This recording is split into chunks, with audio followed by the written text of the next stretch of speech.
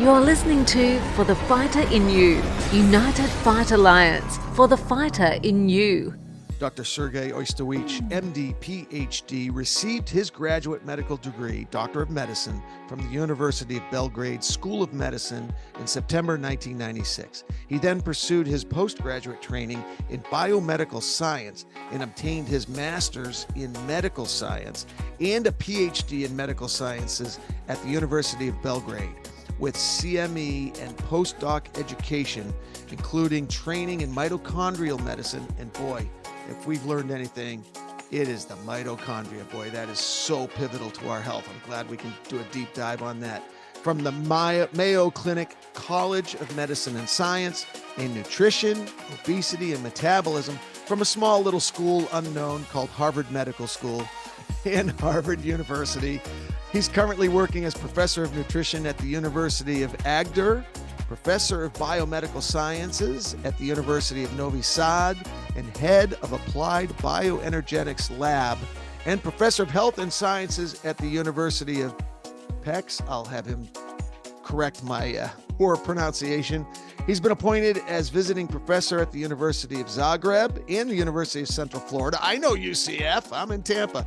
But literally, guys, there's literally what I just went over is literally, I'm looking at his bio. It's 3 pages. There's 2 full pages, regular font size, more of universities, of degrees, of awards. Cannot get to it all. Suffice to say, we're speaking to one of the head guys, especially when it comes to scientific technology around creatine and the blending of GAA with creatine, which is a game changer from everything I've read and studied. A big time game changer. But before I go off more, let's just bring him into the fold. Dr. Sergey, I know how busy you are. Thank you so much for spending your time with us today. Thank you, Jordan, for having me. Maybe we could start off with a little bit of your background. You know, before we went online, I was saying, I hope you thank the universe or whoever you pray to, whether it's science or the good Lord. I hope you thank that entity for the brain you've been given, because this is some heavy nerd science, man. And we're going to make it spoken word today so we can all understand it. But when it comes to health and muscles and creatine and longevity and the brain and the heart, this is the show you're going to want to listen to today. What got you into creatine in such a deep way? Thank you, Jordan, for these kind words. I was just lucky, being in the right place in the right time, I think. And being interested into creatine starts back in the day when I tried by myself, as a college athlete. And one of my first studies in my professional career actually was developed to understand how creatine works in an athletic field. Back in the day, it was more than 25 years ago, to be honest. We evaluated how creatine affects performance in young soccer players. But in the past couple of years, I was much more interested into creatine for the general population. So on one side, how creatine could improve the symptomatology of different neurodegenerative disorders, cardiometabolic disorders, chronic fatigue syndrome, but also on another side, should general population maybe benefit from creatine. So in the past few years, I dedicated my research capacities to understand how to really give some kind of boost to creatine story outside of the athletic field.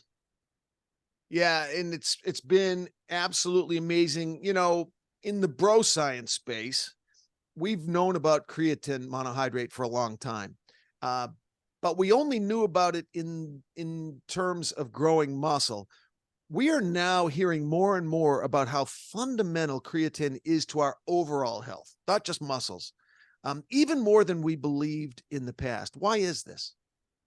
This is very good notion, because the creatine actually might be considered a semi-essential nutrient. He plays a key role in all important tissue that have a high energy demand, not just the muscle, but also the brain. And in the past couple of years, couple of us all across the world actually try to evaluate the effects of creatine in different brain conditions, not just in the disease population, but also in elderly people who have any kind of challenges with the brain, such as sleep deprivation or any other conditions. And it appears that creatine might be quite effective, really, to support the normal brain activity.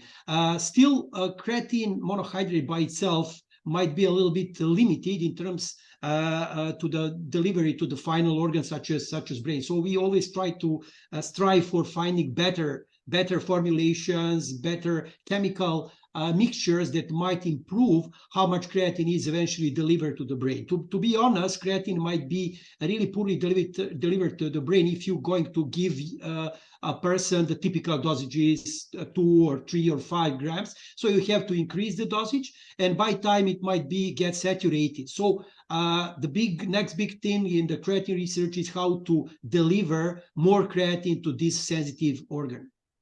You set me up perfectly, because we're going to talk about how we can increase the creatine in the gray matter of our brain by 3.9 times, 3.9x, and in the white matter by 1.9x by creating a new blend. And I don't know if blend is the right name, but you have discovered in your research, which again, I'll include your pages and pages of doctoral background and university background. In your research, you've discovered that guanidinoacetic acid, the precursor, blended, and correct me if I'm wrong about calling it blended, but there's some sort of synergistic property about combining GAA with creatine that is making it the game changer, one of the biggest athletic performance and perhaps mental and intellectual performance enhancers that we've had in a long time. Why is this? Actually, we started research with GAA, I think 15 years ago, and really analyzed the benefits and drawbacks of this interesting compound. GAA by itself is a natural compound, It is a precursor of creatine, so basically synthesized in the kidney and delivered to the liver, where creatine is synthesized directly from the GAA. And it was really something that is around for more than 17 years. Back in the day, in the early 1950s, the Caltech researchers start analyzing that GAA for human nutrition and medicine. And Dr. Bursok, back in the day, actually concluded that it might be very effective for cardiovascular conditions and neurodegenerative conditions. And we expanded this research in the past 15 years or so. But analyzing different effects of GAA. GAA might be superior to creatine, particularly for the brain, because GAA could be delivered to the brain not just through the classical CT1 receptors that are used for creatine, but also through many other different receptors. But what appears to be even more interesting is actually that in one study conducted a few years ago, one of my PhD students combined GAA with creatine. And it appears that that combination is not just better than GAA, but also better than creatine itself. So it might be the perfect combination.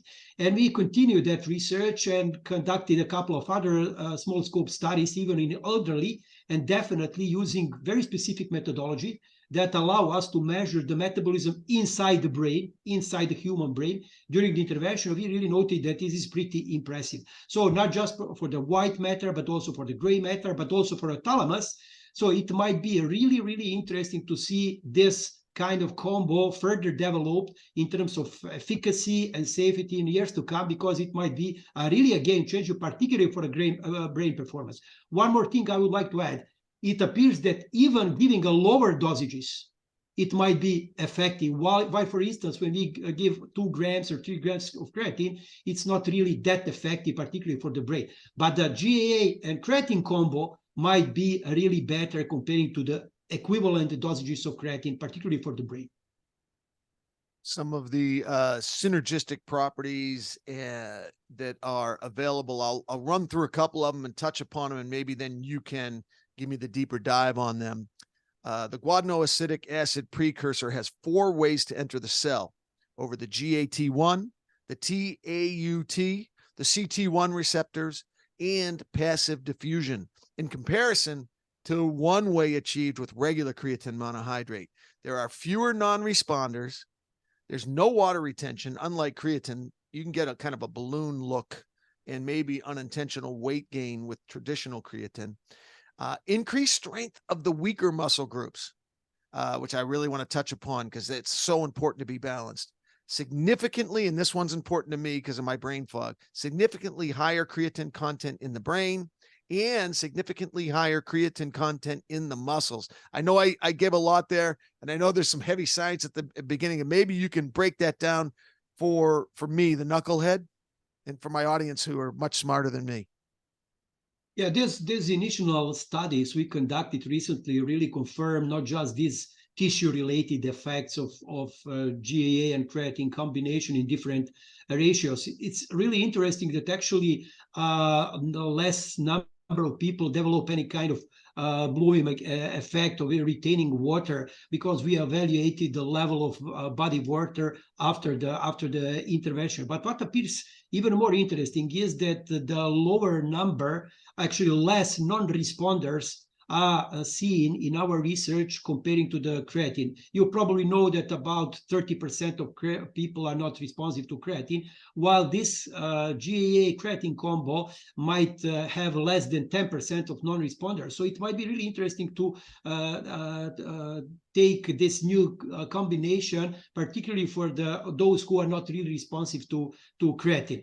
We also see that actually the effects are seen at much more lower dosages. So typically we use 1 gram of GAA to 3 grams of creatine, or 2 grams of GAA and 3 grams of creatine, and we compare that with the equimolar amount of creatine, and our combination appears to be much more effective. But what appears to be really interesting is that some specific muscle groups in this specific study, it was upper body part, it was much more responsive to the combination. We don't really understand the mechanism for this, but for instance, the arms appears to be quite sensitive to the GAA creatine combo in terms of strength increase. The possible reason for that is actually that GAA might stimulate the insulin. We have some experience from animal studies that that insulinotropic effect of GAA is much higher comparing to creatine. So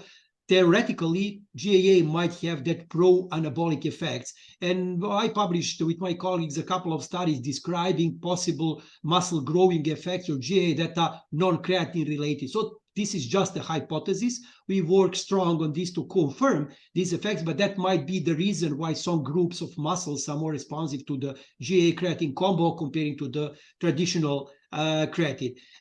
Keep in mind that actually many studies back in the 1950s confirmed some of the results of my lab done in the past 10 years or so. And you know, all across the US, at Caltech, at the beginning, but also in other universities, there are plenty of studies publishing using GAA as a novel intervention back in the day, published in the top journals, including the JAMA or New England Journal of Medicine or Lancet, evaluating the effects of GAA as a very innovative nutrient. To be honest, everything started back in the 1930s. I just have to share this kind of historical background, because back in the day, you know, there was an interesting study conducted, I think some East Coast, I don't remember the university, but the researchers evaluated what is the most effective amino acid that is going to increase the level of creatine in the muscle. And they evaluated, you know, arginine, glutamine, ornithine, of course, creatine. And, you know, it's logical to think that creatine appears to be most effective, but it's not the case. Actually, the GAA is more effective than creatine itself to increase the level of creatine in the muscle. And that was published in 1932 and followed by research in the 1950s and again in my lab. So it is something, and probably, like you mentioned, GAA might be transferred into the cell, even though it's skeletal muscle, but particularly in the brain, through different amino acid transporters, including the taurine, GABA transporters, creatine transporters, but even passive diffusion. So that better transportability might be the reason why GAA is so effective, even as a performance-enhancing agent.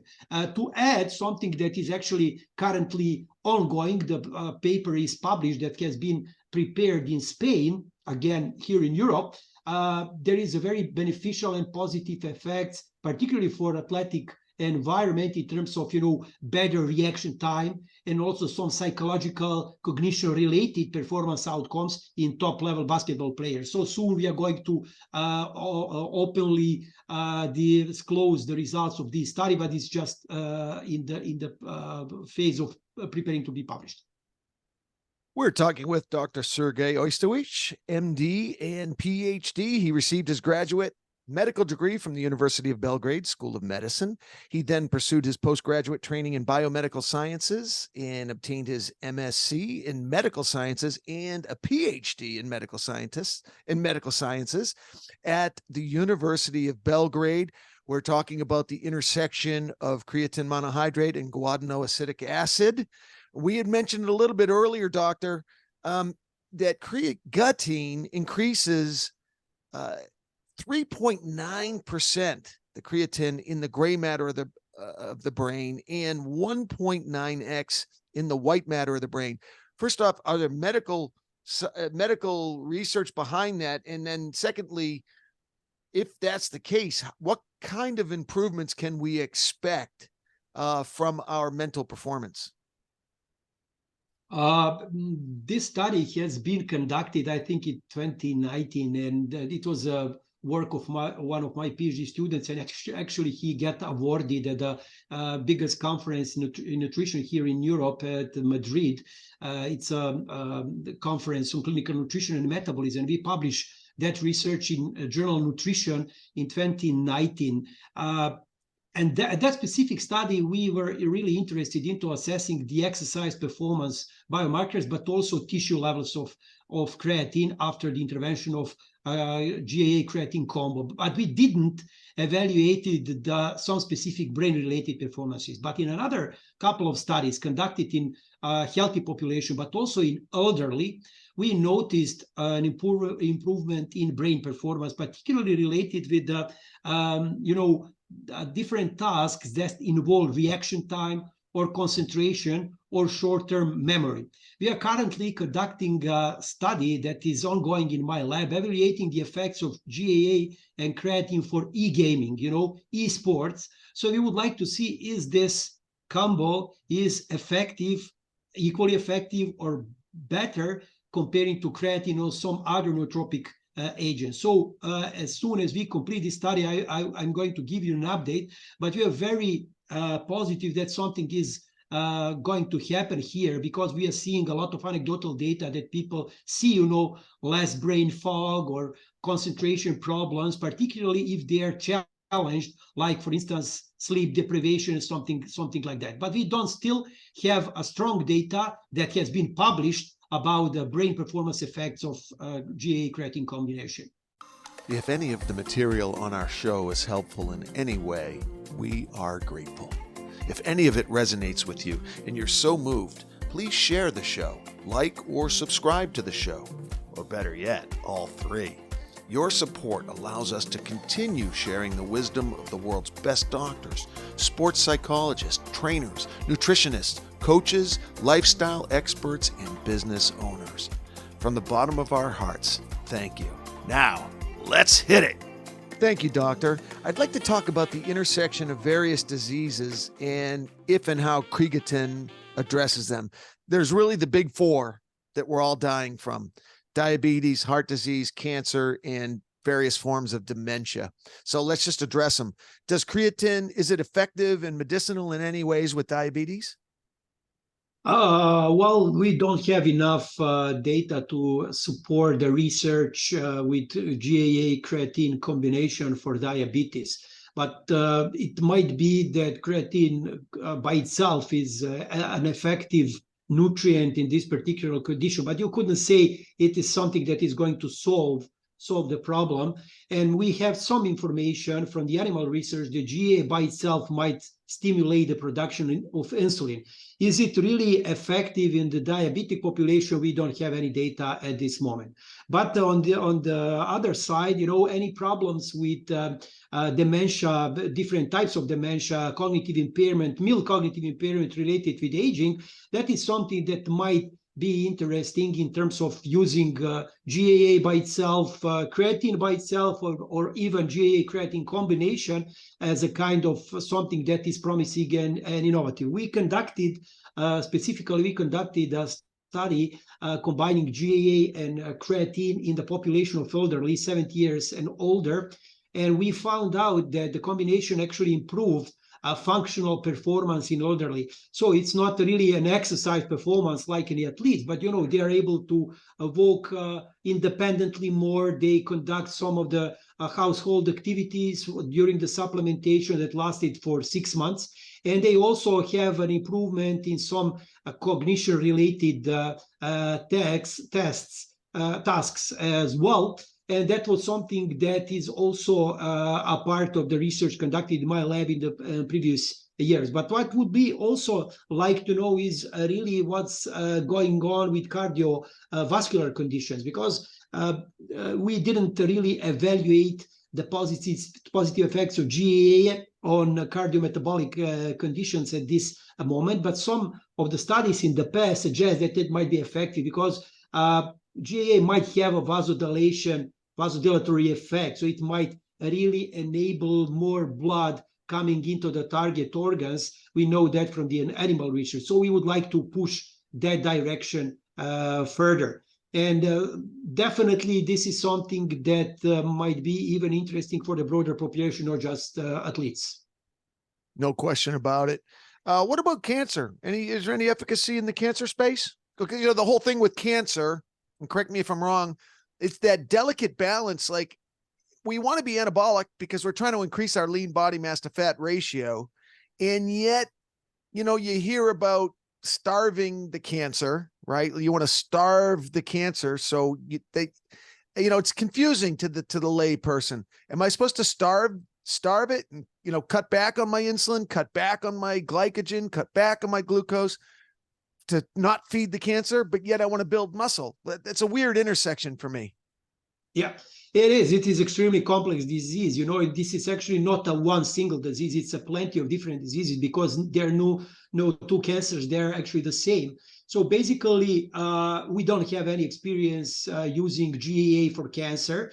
In terms of creatine, there is a plenty of evidence suggesting that creatine might be really effective as a kind of adjunct treatment for people suffering from cancer. I could share some of the recent references with you. We conducted a study, particularly with the US data, evaluating the prevalence of cancer in people who consume different amounts of creatine. And soon we are going to get these studies published, but I could just tell you that it might be really interesting and promising regarding the effects of creatine on the links, to be honest, not just the effects, cause and effect relationship, but the links between more creatine consumed and less cancer prevalence. So this is something that definitely should be addressed in the future by proper long-term, well-designed studies.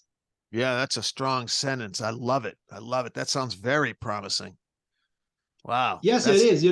I've been a member of an international group doing a creatine research, and we are strongly pushing the idea that creatine might be really beneficial, not just for a typical, athlete that would like to see boosted, power or strength or increased muscle mass, but also for the general population, even to track down different conditions that are in the context of non-communicable chronic disorders.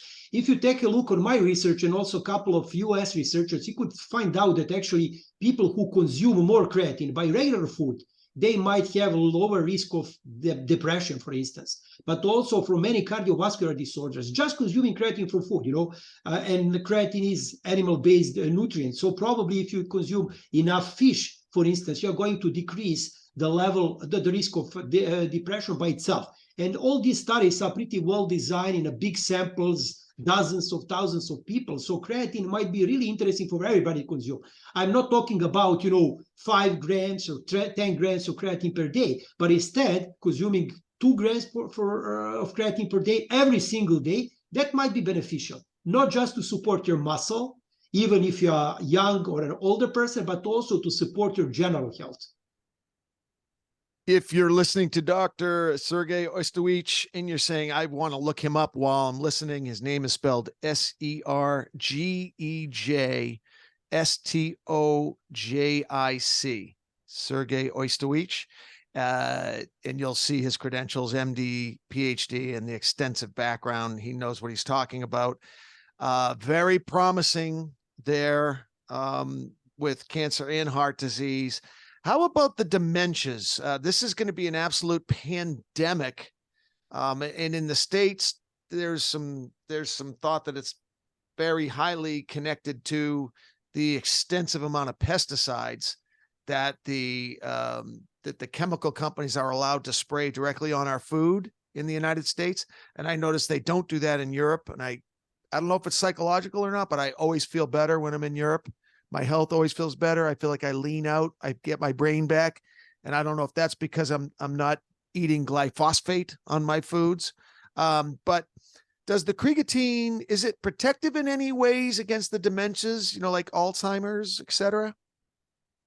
Well, it's really hard to say, but definitely people with dementia might benefit from taking some creatine, because we have some data that different types of dementia might be accompanied by the lower level of energy in the brain, particularly that high energy or phosphate rich type of energy, so that might be the cause. But it's not easy to deliver all the creatine to the brain in a person with dementia. That is why we try to develop new formulations and new combinations. But it might be helpful. We have some evidence, particularly for some specific types of dementia, that creatine might be beneficial for those population. I'm talking about, generally, I'm talking about people who have dementia that is related with aging, not premature dementia, but definitely more research is needed in this area. And another thing is also important, that dosages of creatine might be higher than conventionally